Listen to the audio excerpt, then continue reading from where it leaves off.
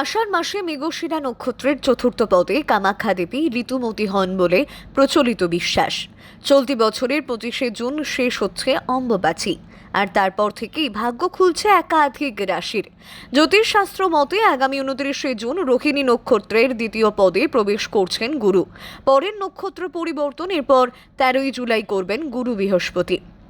ততক্ষণ পর্যন্ত মালামাল হবে 3 রাশি। মিথুন রাশি। গুরুর কৃপায় আর্থিক পরিস্থিতির উন্নতি হবে। ব্যবসায়িক ক্ষেত্রে কোনো বিদেশি ডিল আসতে পারে, যা আপনাকে বিপুল লাভের মুখ দেখাতে পারে। তুলা রাশি। আর্থিক অবস্থা আগের থেকে আরও ভালো হতে চলেছে। খরচা বাড়তে পারে, তবে বাজেটের দিকে নজর দিলেই সঞ্চয়ও ঠিকঠাক করতে পারবেন। সিংহ রাশি।